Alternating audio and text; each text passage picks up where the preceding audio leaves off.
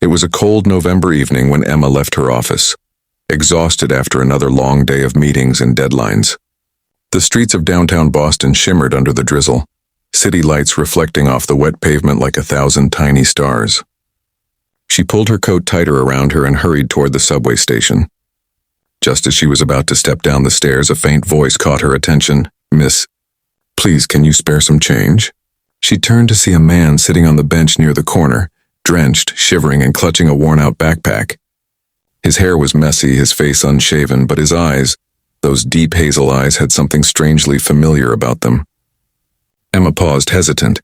She'd seen countless homeless people before, but something about this man's voice pulled at her heart. "I'm sorry. I don't have any cash," she said softly. But as she turned to leave, her conscience screamed at her.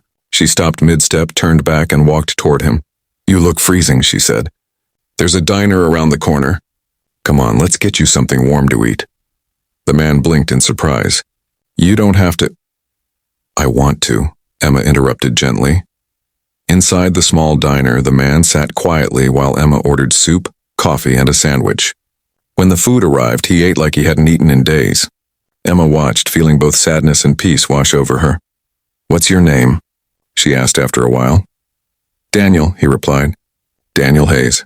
Emma's heart skipped. That name, Hayes, was her mother's maiden name, but she brushed the thought aside. It was probably just coincidence.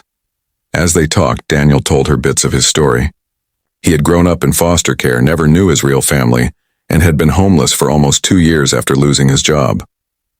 There was something in his voice that cracked when he spoke of family, something that made Emma's throat tighten.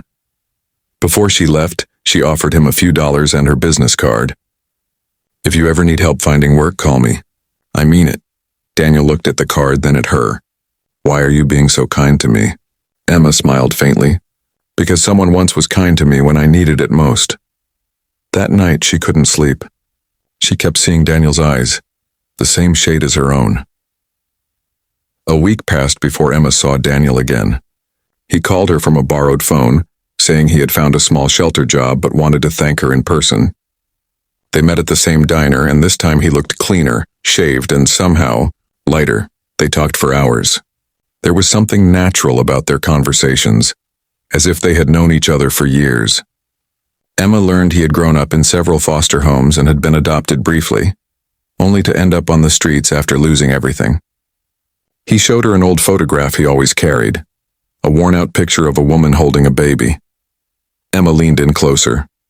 The woman in the photo had the same necklace her mother used to wear, a silver pendant with a heart-shaped charm. Her pulse quickened. "Where did you get this?" she whispered. Daniel frowned. "It was the only thing I had from my mother. They told me her name was Margaret Hayes." Emma froze. That was her mother's name. Her world tilted, reality blurring around her. "My mother's name was Margaret Hayes," she said slowly.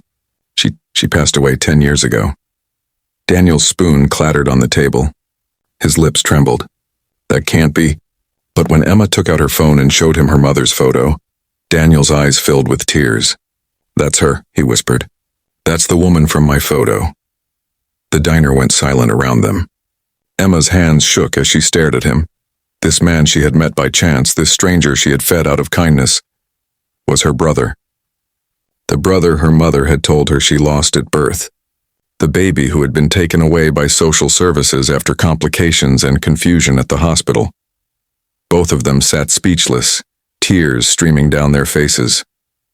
Fate had brought them together in the most unexpected way, not through bloodlines or names, but through an act of pure kindness. After the shocking revelation, Emma and Daniel spent days confirming the truth. DNA tests proved what their hearts already knew. They were siblings, separated by a twist of fate and bureaucracy. Emma invited Daniel to stay with her until he could get back on his feet. Slowly, he began to rebuild his life, cutting his hair, finding work, and regaining hope.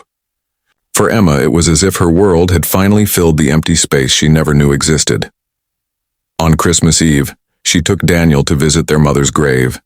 Snowflakes danced around them as they placed flowers and knelt in silence. Daniel whispered, "Mom, she found me." Tears streamed down Emma's face as she took his hand. "No," she said softly. "We found each other. That night, as they sat by the fire, Daniel said something that stayed with her forever. "You didn't just help a stranger that night. Emma, you brought me home." Emma smiled through her tears. "And you reminded me that kindness always finds its way back." Sometimes, the smallest act of compassion can uncover the greatest miracle. A lost connection, a forgotten bond, or a love that was never truly gone. Because kindness doesn't just change someone's day, it can change their destiny.